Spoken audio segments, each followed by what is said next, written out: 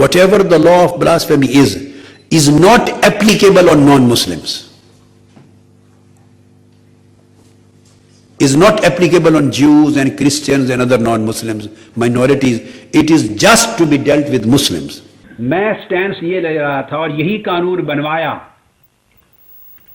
मेरा point of view ये था कि जो भी गुस्ताखी रसूल का मुर्तकिब हो, मुसलमान हो या गैर मुस्लिम, मर्द हो या औरत, मुसलमान हो, यहूदी हो, ईसाई हो, हिंदू हो, कोई हो, या मर्द हो या औरत हो, जो गुस्ताखी रसूल का मुर्तकिब हो उसकी सजा कत्ल है. To explain the situation, the Danish Integration Ministry and the minister, have been totally receiving wrong information. They should try to correct their source of information. The fact is, I'm not saying for sake of the conference, the fact is that I was never a consultant or advisor to General Zia-ul Haq, the president who made the law of blasphemy in 80s. I had never been a member of his cabinet. I was never a member of the parliament in his days. He invited me, offered me to be federal minister for 3 times. I refused, and I never joined his dictatorial rule. And the way he was formulating the Sharia law, I was totally against it. So you are against the blasphemy law? Number 2, finally, when this law was made, President Zia-ul Haq never consulted me.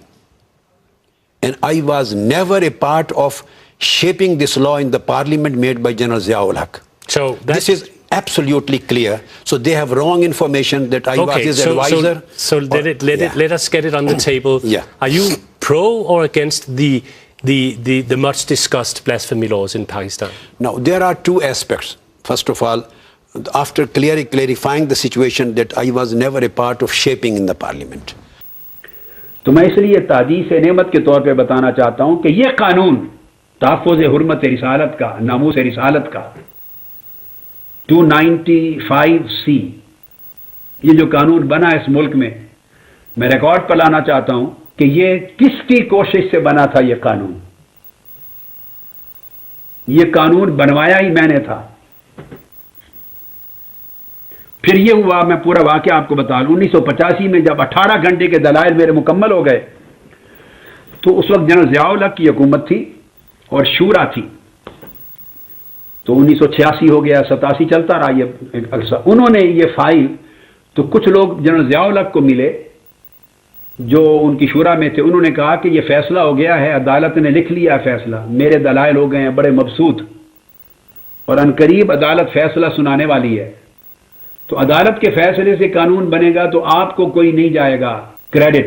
उन्होंने कहा चूंकि आप हुदूद ordinance जारी कर रहे हैं और कर चुके हैं या कर रहे हैं, तो हुदूद में आप खुद शामिल कर लें और बतौर ordinance as an act of parliament की तरफ से इसको जारी कर दें, तो क्रेडिट आपको चला जाएगा कि आपने दीन की खिदमत की है. तो बजाय इसके कि ये फैसला अदालत से अनाउंस हो, आप अनाउंस कर दें पार्लियामेंट की तरफ से.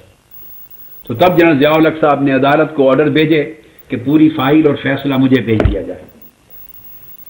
उन्होंने मंगवा लिया और जो फैसला लिखा था उसे एक्ट ऑफ पार्लियामेंट बना दिया, और इस तरह ये कानून बना पार्लियामेंट के जरिए.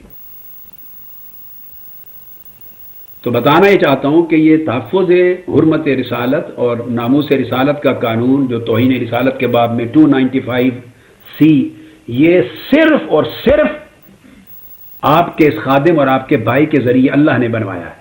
इसमें किसी और का कंट्रीब्यूशन नहीं है.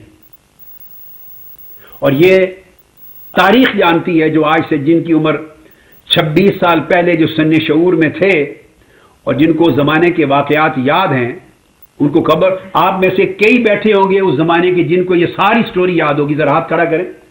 ज्यादा उम्र वाले सब लोगों को पता है, ये लाहौर हाई कोर्ट की पूरी बिल्डिंग दरो दीवार गवाह है. But we are here to discuss why there is a controversy around your person. And the minister says that she is against the kind of law that you apparently support. I'm trying to get you to answer a simple question. Do you support that kind of law, whether it's biblical, Judaic or Islamic? Or Christian or Islamic. Whatever. Yes. My answer to that most is, of the world, by the way, Yes. has done away with that. But- I mean, but the Christians don't do that anymore. yes, I differ with the procedural and administrative, all procedural law of this matter. I have many reservations. I have difference of opinion. हुर्मत रसूल की अजमत के लिए, नामूस रसूल के लिए, ताकि गुस्ताखी के सारे रास्ते और सब इम्कानात बंद हो जाएं। मुस्लिम व काफिर, औरत और मर्द, और तौबा करने वाला और गैर ताइब, सब के लिए जिसने हुजूर की गुस्ताखी की वो बेईमान कत्ल हो जाए और कुत्ते की तरह जहन्नुम में रसीद कर दिया जाए जो गुस्ताखे रसूल है। मैं सारे रास्ते इस्तिस्ना के बंद करना चाहता था। Ways this law is being practiced in Pakistan, I am very clear on that subject. I don't support it.